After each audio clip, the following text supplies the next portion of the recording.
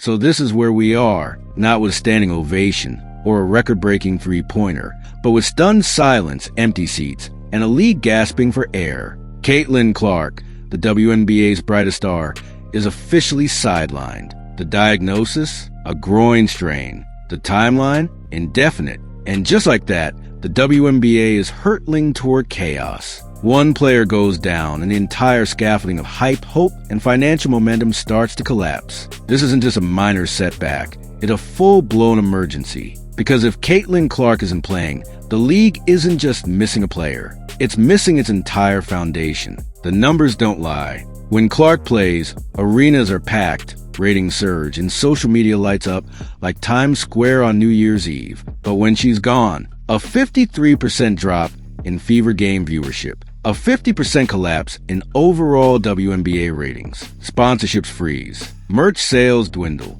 casual fans tune out. What should have been a golden era is now a fragile illusion, and one injury has shattered it. This isn't hyperbole, it's a reality check. The WNBA's golden goose is hurt, and the ripple effects are seismic. But let's not pretend this came out of nowhere. The warning signs were all there. Fans noticed the leg wraps, the grimaces, the slight limp after hard fouls. Her usual logo range confidence? Gone. Her spark? Dimmed. And yet, game after game, the league pushed forward. Coaches kept playing her. Refs let the contact go unchecked. And now here we are. The writing was on the wall, and nobody read it. You want to know when it really unraveled? Look no further than that infamous game against the New York Liberty. It was supposed to be a highlight reel. Two powerhouse teams, national broadcast, energy off the charts. Instead, it turned into a battlefield. Liberty players came in swinging, literally, body slams, head bumps, shoulder shoves that would make a linebacker flinch. And through it all,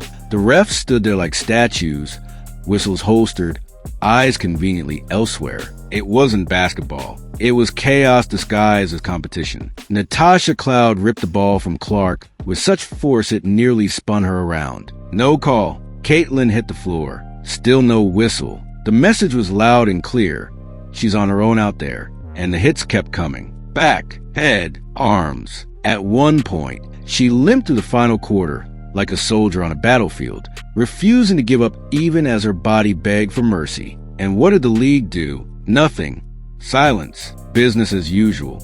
But fans weren't silent. Social media exploded. Hashtags like hashtag protect Caitlin and hashtag do your job trended for days. Twitter, TikTok, Reddit, they all became battlegrounds. People weren't just mad. They were furious. Because this wasn't just a game gone wrong. This was a systemic failure, and fans knew it. How could the league allow their most valuable player, their entire marketing strategy, to get pummeled game after game without intervention? And it's not just about the Liberty game. This has been building all season. A culture of jealousy, resentment, and unchecked aggression has taken root. Caitlin Clark doesn't just draw crowds, she draws enemies. Her rapid rise, her viral highlights, her massive endorsements, they've created a storm of bitterness across the league. Some players see her as a symbol of everything they never got. And instead of rising to compete, they've chosen a different path. Take her down physically. Open season has been declared. What used to be physical play has morphed into full-blown targeting. J.C. Sheldon once grabbed Clark's arm so hard it looked like she was trying to take it home as a trophy.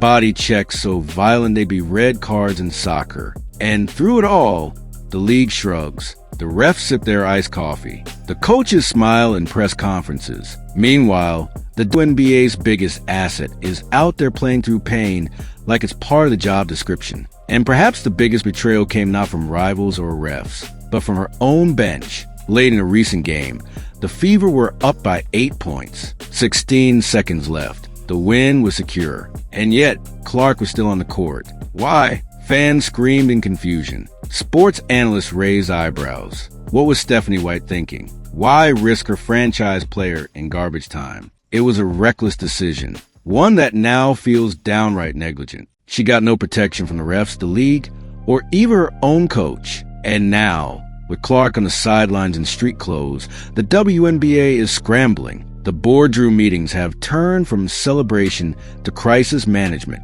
Sponsors are panicking. Fans are canceling tickets. the league's image is tanking. And all because they failed to protect the one person who gave them hope. If the WNBA is a house of cards, Caitlin Clark was the bottom row. And now that she's gone, it's tumbling down with horrifying speed. Think about it.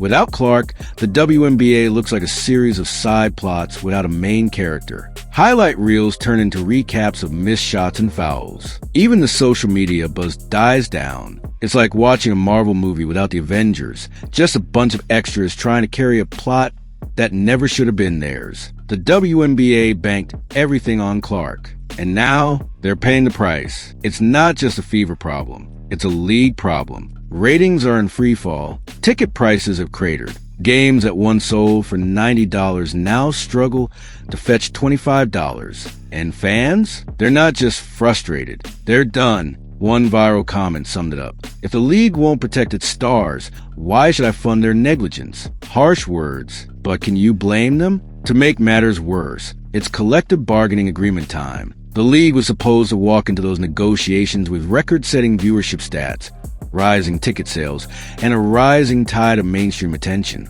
Instead, they're limping in. Literally, their star is hurt, their fan base is angry, and their leverage practically gone. They don't have a leg to stand on, and it's all self-inflicted. And let's talk about the worst-case scenario, the one no one wants to mention. What if Caitlin doesn't come back soon? What if this injury lingers? What if it's not just a groin strain, but something that evolves into a chronic issue? Hip problems, ACL concerns, the kind of long-term setbacks that derail careers. That's not paranoia. That's reality. And if the league dares rush her back before she's ready, it could be catastrophic. Clark's injury wasn't a fluke. It was the end result of months of abuse, overuse, and underprotection. She's been playing through pain, taking hits, bulking up just to survive. And the WNBA has been living on borrowed time, hoping her toughness would shield them from their own incompetence. But now the bill has come due. And the question is, what now? Because here's the truth. Tickets are still available,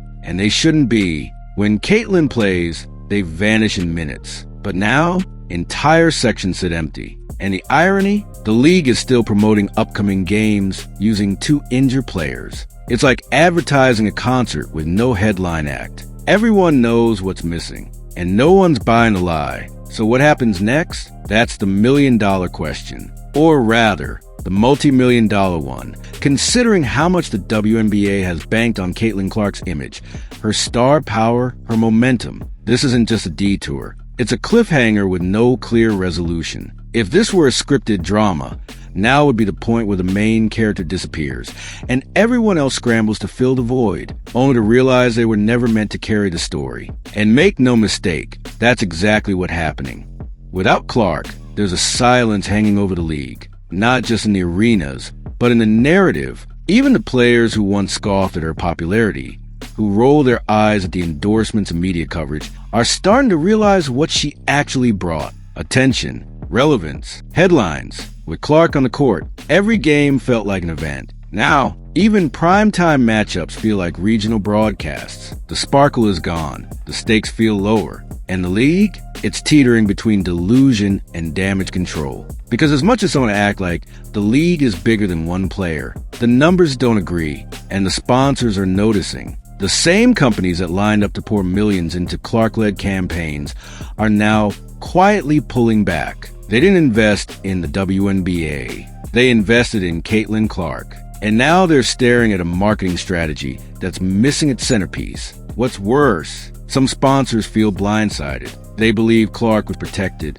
that the league had her back. And now they're learning the truth, that she was fighting alone while the people in charge looked away.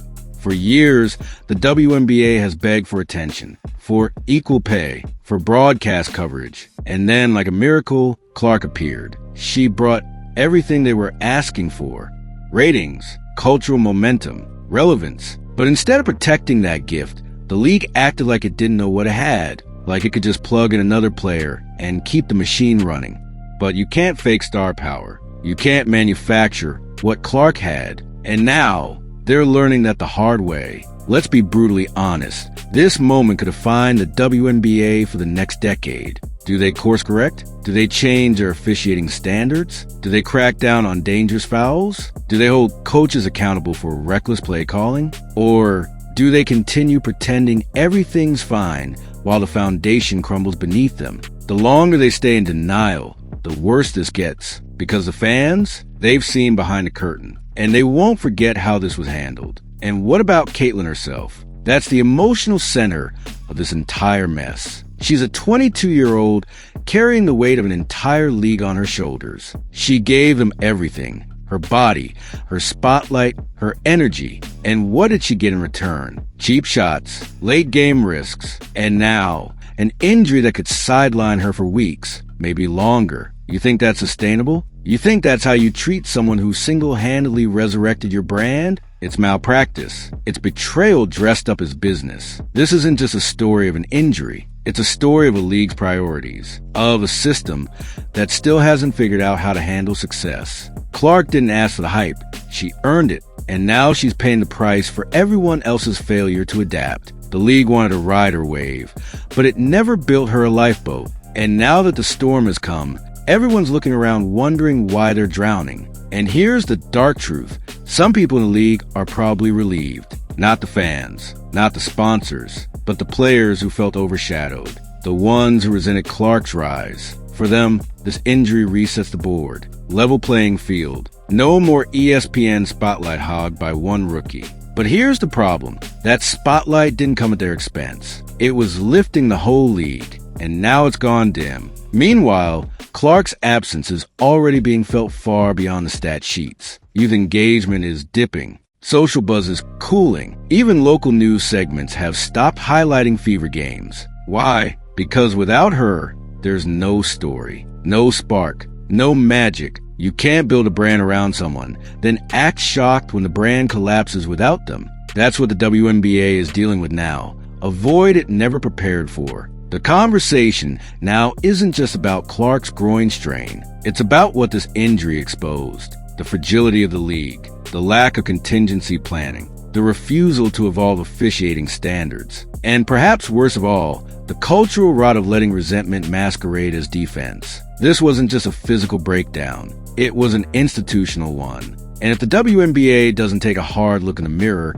it'll keep happening again and again. Fans don't want excuses. They want accountability. They want better training for refs, stricter rules for late game substitutions, penalties for repeated hard fouls. They want to know their favorite player won't be sacrificed for the sake of letting them play. And if they don't get that, they'll walk. The WNBA doesn't just need Caitlin Clark. It needs the fans who came because of her. And those fans are watching closely. And what happens when Clark returns? Will anything change? Will she be protected? Or will the league simply throw her back into fire, hoping she can survive a few more months without breaking again? That's the terrifying part. Because if nothing changes, it won't just be her groin on the line. It'll be her entire career. And maybe even the future of the WNBA itself. The coming weeks are critical. How the league responds to this moment will send a message to every fan, every parent, every sponsor watching. Do they stand by their star, or do they stand down as usual? Because Caitlin Clark isn't just a player. She's a symbol, a spark, a rare, once-in-a-generation gift. And if the WNBA lets that spark burn out, there may not be another one coming. This isn't just a chapter in the Caitlin Clark story. It's a chapter in the WNBA's history. And how it ends, that's up to them. But one thing's for sure, fans won't forget. Sponsors won't forget. And Caitlin, she'll remember every moment she had to fight harder than anyone else, just to be allowed to play. And now, with the spotlight dimmed, the seats half empty, and the future uncertain, all eyes are on the WNBA. Will they rise to the moment or collapse beneath it? Time's running out. The next move could define everything. So where do we go from here? Is this the moment the WNBA finally wakes up? Or is this the beginning of the end? A full-blown collapse triggered by a groin strain that was months in the making. Fans want answers. Sponsors want stability. And Caitlin Clark? She just wants to play basketball without being treated like a punching bag. This is it, the tipping point, the reckoning. The moment the WNBA must decide what kind of league it wants to be. One that protects its stars and builds a sustainable future, or one that burns bright for a moment, then fades into chaos. One player, one injury, one crossroads. The clock is ticking.